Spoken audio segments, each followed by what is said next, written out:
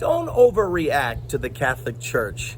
I find too many Protestants make a mistake that they are so anti-Catholic that they cannot see any good coming from the Catholic Church. So it seems like if the Catholic Church believes one way, they're going to believe the opposite. But listen to me, the Catholic Church has its errors, and we need to focus on those errors, which is salvation is by grace alone through faith.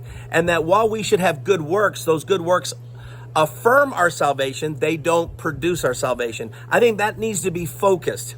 And yet I find so many Christians, they overreacting. You have people say, the Catholic Church believes in the Trinity. I don't. Well, now you're a heretic. There's nothing wrong with belief in the Trinity. There's Protestants who say, well, the Catholic Church believes in sacraments, that the real presence of Christ is in the body and blood of Christ, and baptism does wash us from our sins. I don't. It's all a symbol. Friend, it's not a symbol.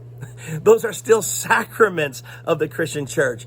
And then there's people who say, we don't need church buildings. We don't need the ordination of ministers. Why?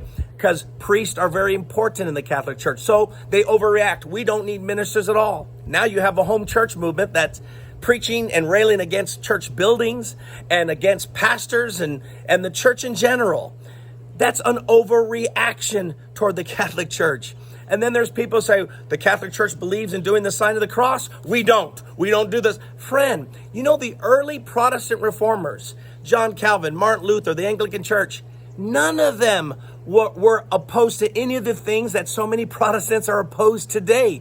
And this is a mistake when you do this. For example, all these three branches, they still have vestments for its ministers, but let me wear a vestment and all hell breaks loose. I've had so many people tell me, Bishop Brown, I don't like you wearing the vestments because you remind me of a Catholic priest. Stop it.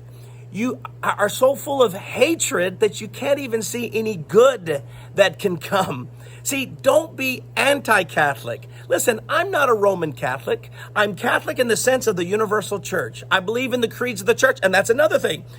People say, I don't believe in affirming creeds. No, I believe in the Bible only. Well, of course I believe in the Bible, but the creeds affirm the Bible. But to be anti-creedal is to be anti-Catholic. In other words, you're losing your mind. You're forgetting that there are some good things in our historic past.